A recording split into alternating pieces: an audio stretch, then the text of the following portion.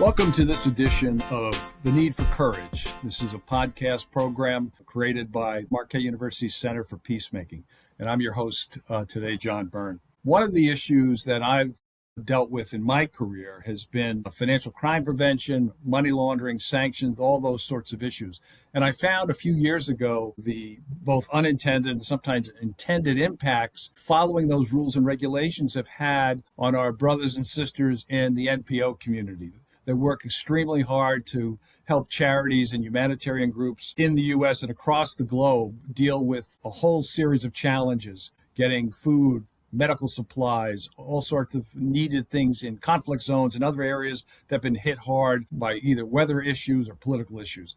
And so, having worked with the Charity and Security Network, we really believe that this issue transcends both sort of the compliance legal space and the peace building academic space. And so what we want to do today is give everybody a sense of some of the very specific operational issues that exist when policymakers require financial institutions and similarly situated institutions to try to address crimes that are real, but many times they don't look at the unintended impacts. What we're going to do today is take a look at how that is impacted by an organization that's been around since 1989, the Financial Action Task Force, better known as FATF.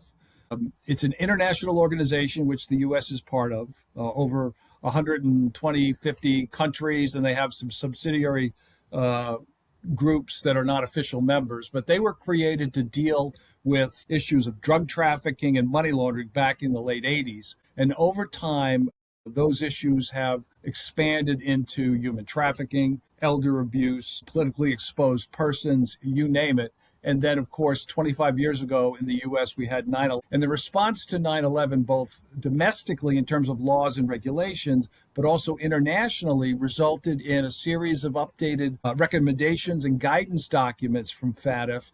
And one of those in particular, and there are others, is Recommendation 8, and it deals with how to address the movement of illicit funds. And that's obviously a worthy goal. But to reach that goal, there's been laws and regulations that, as I said up front, do have impacts that clearly were never intended. So what we're going to do today is talk to our panel about some of those areas, get both their advice on what's happening, but also outline the challenges and what we can do as just members of society to help deal with this issue. So first of all, I'm going to talk to Brian Kimari, and Brian is working with an organization, the Human Rights and Privacy Policy Group, but he's also part of the Kenya NPO Working Group on FATF. And so with that as an introduction, Brian, first, thank you for joining us. And if you would, talk a bit about how anti-money laundering and the countering of terrorist financing impacts peace building and human rights, obviously in Kenya, but just in general as well. Give us your sense of where we are. Thank you, John. And well, just for context first, I'll start by mentioning that Kenya was grey listed by the FATF in 2024. And this was the second time that Kenya was grey listed by the Financial Action Task Force. And this was following their mutual evaluation of Kenya, which is basically an in-depth country assessment on the implementation, effectiveness of measures that are put in place to combat money laundering and terrorist financing. These mutual reports usually provide a series of priorities for action to address the gaps or deficiencies in the system to combat these financial crimes. So this grey listing typically creates enormous pressure on governments to tighten financial regulations, and civil society has paid a heavy price for that over the years. Organizations that do the most critical work, including peace building in conflict zone, providing humanitarian aid in marginalized communities, as well as groups working on human rights monitoring, have found themselves being treated as financial risks rather than public assets in a lot of these cases. And we've documented a pattern where, first of all, banks responding to international pressure, and international pressure, including with their partnerships with correspondent banks in other countries, are restricting, delaying, or terminating services for non-profit organizations, not because they've done anything wrong specifically, but because the sector is viewed in a blanket sense as being at high risk. And this is something we refer to as derisking, and it's deeply damaging. This banking crisis has seen many groups having challenges accessing the funding that they need to deliver their mandate, which includes to communities that are at risk, to marginalized groups. And many of them are facing restrictions on receiving international funding. And some of the issue here is that we've seen, organizations like this are being pushed into dangerous workarounds, where some of them even begin to use personal accounts, for instance, for transfers just because of the challenges they're facing from that perspective. But in addition to that, we've also seen various patterns of this anti-money laundering and countering financing of terrorism regulations being used to shrink civic space, to primarily target human rights defenders and civil society organizations, which has been through primarily administrative measures. Some of the groups have been forced to close, or their registration or licenses to operate has been suspended, which has been quite an issue for a lot of the groups. We've also had situations where some of them are listed in public gazettes as being affiliated with terrorist groups, therefore affecting their reputation on the ground and just also, affecting their capacity to deliver their mandate within the communities where they work, where they're now treated with suspicion both from government level and from community actors level. But also we've seen some of these groups facing financial sanctions such as freezing of their assets, freezing of their bank accounts, which tends to be quite a massive problem. And part of the reason why it's a big problem is that these challenges are usually lasting. So in Kenya, for instance, some of the organizations that began the Kenya Non-Profit Organizations Working Group on the Financial Action Task Force, which is the group that I currently coordinate, did so because of their responding to administrative measures that were unfairly placed on them. Specifically, a group called the Muslim for Human Rights, Muhuri, that faced numerous financial sanctions from 2015 to 2016. And they continue to face these challenges despite the freeze on their bank account being lifted. They still face challenges with some of these banks. They are unable to transact with some of these banks. Some of the banks also will also request additional information when they're trying to transact, or directly ask them whether these are for terrorist purposes, which really continues to be a challenge, and also something that deters donors and financial partners from offering them continued support, because they also trying to ensure that they're not greatly affected. So these become, lots of issues for non-profit organizations in Kenya, and a lot of this has already been acknowledged by the Financial Action Task Force through its unintended consequences work that it's been doing, looking at the impacts like the derisking, financial exclusion of non-profit organizations, and also the curtailment of human rights for some of these groups. And this problem isn't that the standards are inherently flawed. It's that they were poorly implemented, and in Kenya they were actively weaponized, by regulators at this point. But very positively, recently, since Kenya was grey-listed this last time, we've seen a difference in how the government, and specifically the NPO regulator, has been treating these issues. When Kenya was grey-listed in 2014 is when we saw those instances of non-profit organizations being attacked then, or being accused of facilitating or funding terrorist groups. But this time we've seen a change, and this has primarily been brought on by the change in the FATF Recommendation 8 itself, which now calls for a non-disruptive approach to how the FATF standards are being implemented, and particularly calls for measures to prevent undue targeting of non-profit organizations. And we think this has been very positive, because the mutual evaluation also found numerous deficiencies in the way that non-profit organizations are regulated. But it additionally found that these measures were not risk-based. So it's called for a much more risk-based approach. It called for much more collaboration between non-profit organizations and regulators in Kenya. And we'll say that since that mutual evaluation process, the Kenya NPO Working Group has been involved in quite a few actions and policy work with the government to try and improve the situation. So first of all, we were able to work with them on the sectoral risk assessment, which was just a risk assessment on terrorism financing issues within the non-profit sector in Kenya, which was quite positive. Finally found that non-profit organizations are rated as low to medium at risk, which is in terms of their risk of exposure to terrorist finance, which is quite positive. On our end, it's what we'd always been saying, but the sector had not previously been assessed, and now that it's assessed, it's a more evidence-based approach that went towards creating that policy. In addition to that, we've also been partnering quite a lot now to develop the policy frameworks that the NPO regulator in Kenya requires to demonstrate that it's using a risk-based approach, and it's putting in place proportionate measures. And one of this has been creating specific documents, including one called the CFT manual, which is how the NPO regulator, it references the work that they will be doing with the sector, guides them on how they will be conducting this work. We've also developed return documents, which are reporting guidelines for how non-profit organizations that are found to be at significant risk of exposure to terrorist financing will be reporting some of these issues and working with the government. We've had a lot of great cooperation with these groups over the years, and we've also partnered with them recently to create something we call the Talk to Your Regulator Forum, which is a dialogue series that we borrowed also from our partners in Uganda, in trying to make sure that there's a platform for continuous conversation with non-profit organizations on these issues. So we've been engaging with them quite a bit, and we've luckily been able to make quite a bit of change there, just at least in terms of improving the relationship between non-profits and government, which has always been treated with quite a lot of suspicion in Kenya, of course, based on some of the issues that I mentioned earlier. And we hope that this will change some of the issues that we've seen, especially with the targeting of non-profit organizations that are conducting crucial peacebuilding and human rights work. We hope that the collaboration that we've had so far will allow more room for non-profit organizations to act, to deliver their mandate. And really, we're really looking forward to working together and collaborating in order to exit the grey list as well, since it also has various consequences for the whole country and not just the non-profit organization sector.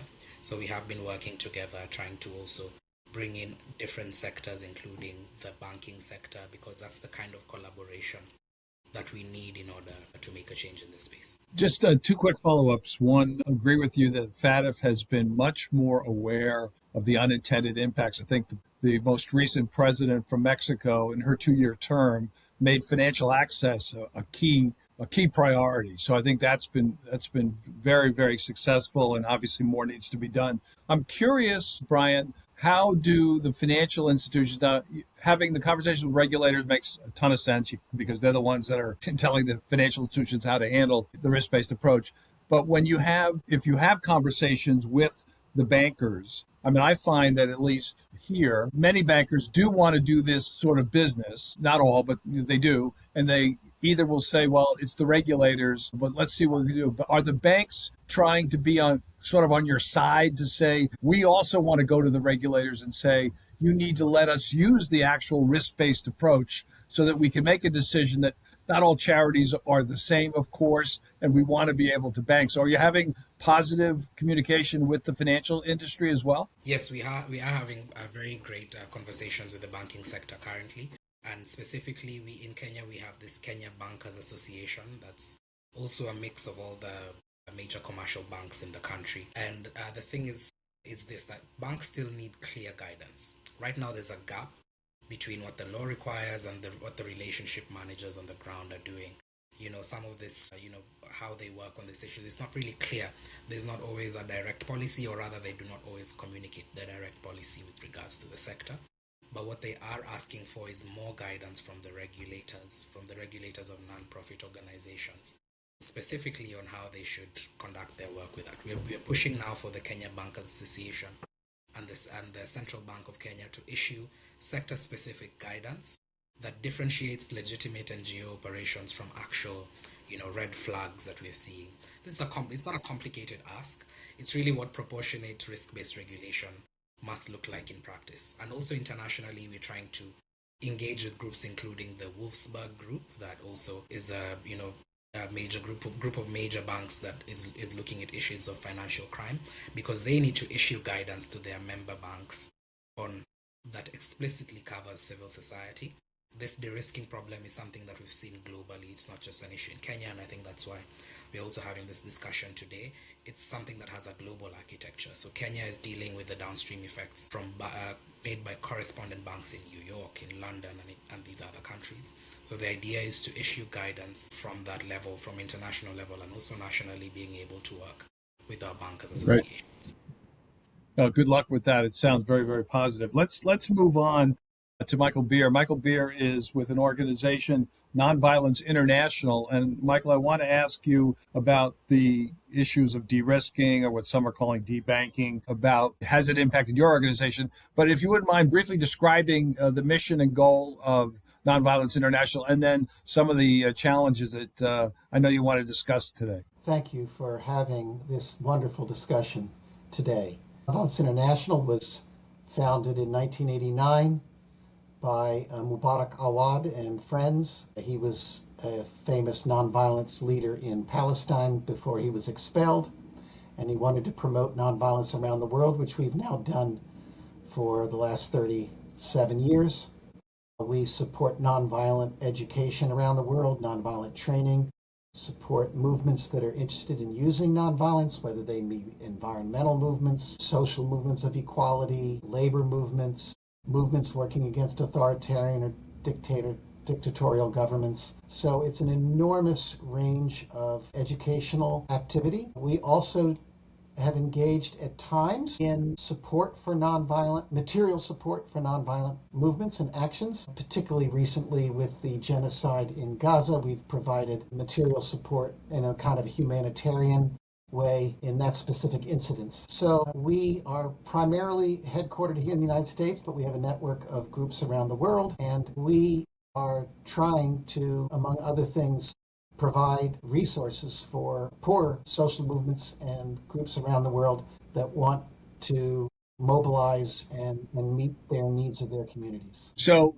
given that, and given the work you've done in Gaza and elsewhere, I'm going to speculate that there's been some challenges that you've had regarding either sanctions or institutions making decisions on the risk-based approach to your organization. So talk a bit about that. What are you doing, and how are you navigating what must be a pretty big challenge? It is a challenge for us. We've had, from our standpoint, we use the word debanking because we're a nonprofit, and that's how we experience it. I can imagine the regulators and whatnot see it from the other direction.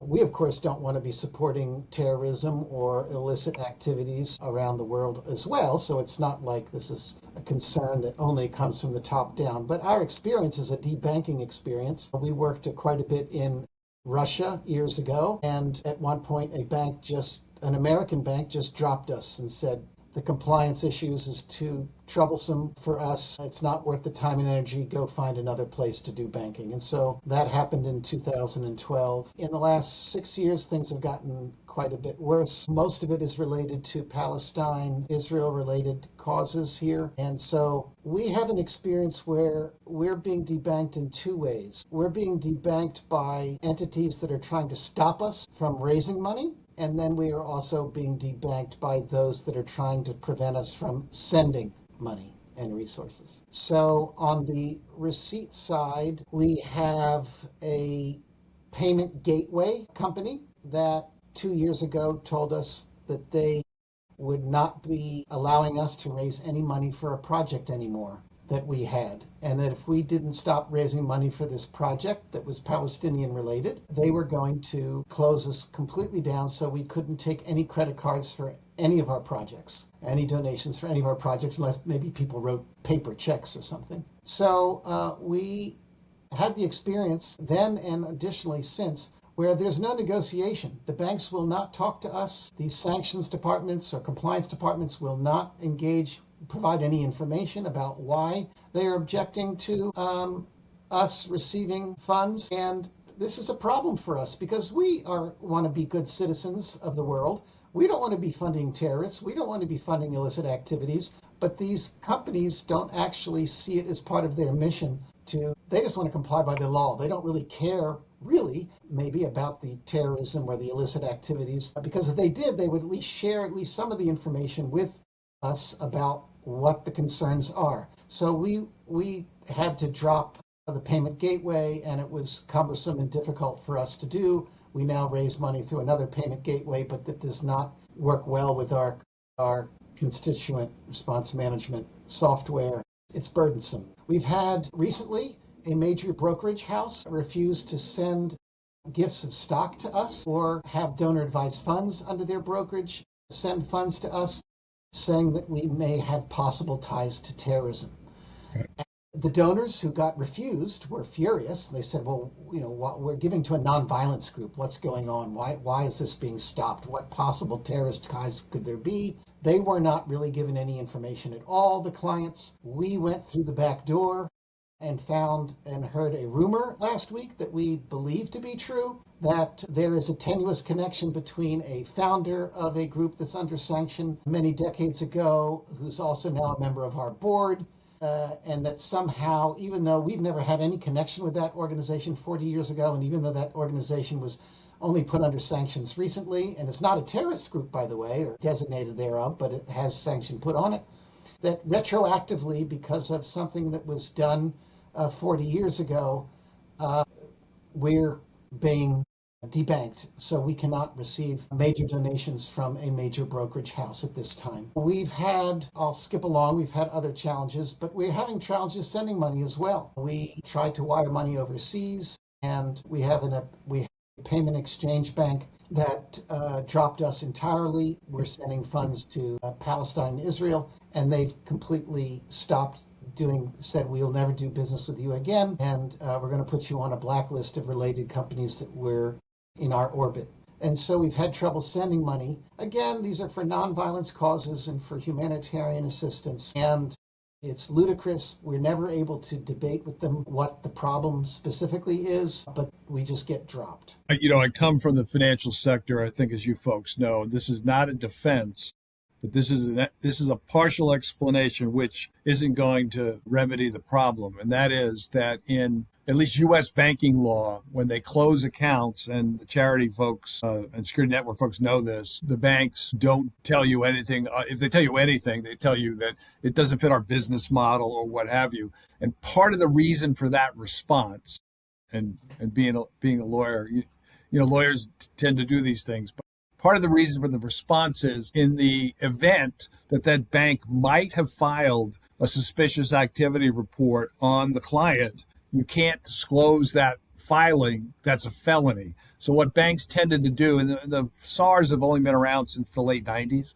they've decided that this is how they were going to close accounts. Now, listening to Brian and others, and Poorvika is going to talk about this, there are bankers out there that are willing to have communication, but you're right. Obviously, you're right, Michael, that some will just say, you know what, it isn't worth trying to go through these hurdles, so we're just out. But I do think it's hard to find, but there are institutions that do this. But part of the problem is, the areas of the world that you're engaged in, that you well know, and the politics around that's making it even harder. So again, I'm hoping people that are listening and watching this, again, work hard with our colleagues and partners like yourselves to try to figure out how can we do this, because as you say, you're trying to get money and funds to people that need it, food, medical, all that sort of thing. And even if you get them and the hurdles force you to go through a bunch of different steps, that delay can also harm people, as you folks well know. So anyway, again, not an excuse, but that's part of the reason why institutions do that. And some don't decide, we're not even going to engage with the customer. Others will at least try. And then what's happened, by the way, this has been a problem since right after 9/11, right?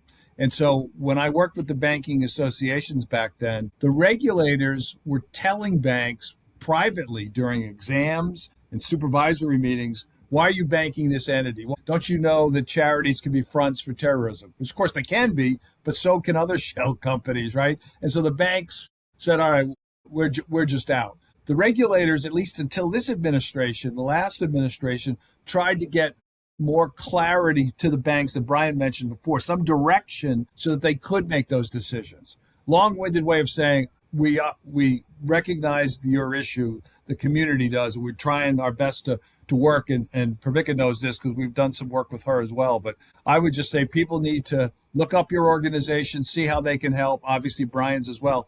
I'm going to turn now to Poorvika Mehra, who's with the Charity and Security Network. And given all of this, and you've been well engaged in all of these areas, both from a research perspective and policy discussions, how does what Brian and Michael say, how are there parallels in the U.S. and what are you folks doing regarding that? And what recommendations do you have for everybody listening today? Yeah, no, thank you, John. Thank you for having all of us here, and thank you for always making these spaces for civil society. It's much appreciated. Before I answer your question, and I think it's related, I would want to add a little bit more to what Michael said about the specific kind of de-risking he's facing. So Yeah, you're please do. absolutely right. I mean, we've always talked about how, burdensome regulations and also, the personal liability that bankers and financial institutions often face. We work with them closely, as you know. It can, lead to these miscommunications and these modes of confusion where you can't really talk to a client about why you are debanking or de-risking them because it's a felony, right? Or you have no clear compliance practice that you can publicly point to.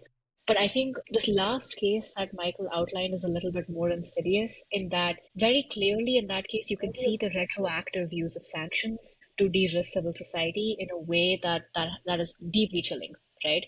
Because the case he's outlining is one of which, the co-founder of NVI had a historic link to co-founding, a sanctioned entity, but has had no contact with this entity in years now, in a considerable period of time. NVI is not a close partner or related to this entity, but just that spurious historical link. Also, at the time of founding, it's not like this organization was sanctioned, right?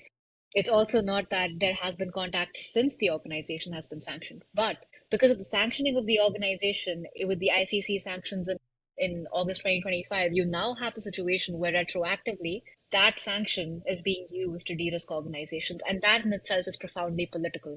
And I mean, again, this, I think, echoing what Michael has said, echoing what Kimari has said and put out there. We as civil society very much stand behind the need for AML-CFT regulations, right? Again, nobody wants to be financing terrorism, and that is not why we exist.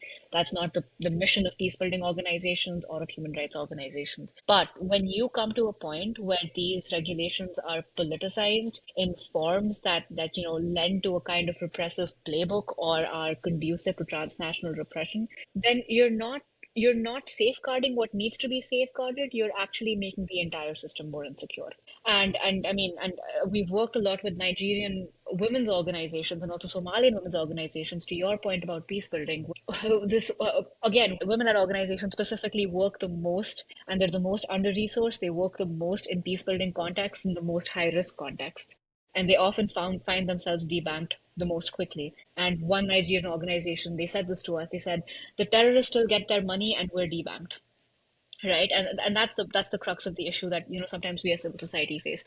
And quickly to come to your point about the synergies we see between contexts and then why the mutual evaluation matters and why the US context matters. I think listening to both Michael and Kimari, it makes it very, and also to you, it makes it very clear.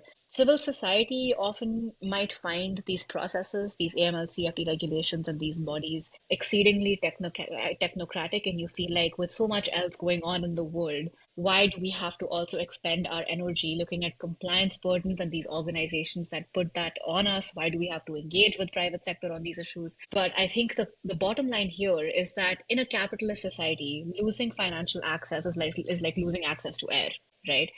So we as civil society organizations need to care because the playbook that's being used in Kenya, the kind of repression you see there, Kimari talked about, debanking practices that organizations are impacted by, the lack of a sectoral risk assessment by their financial authority, and the lack of consultation with civil society in developing that.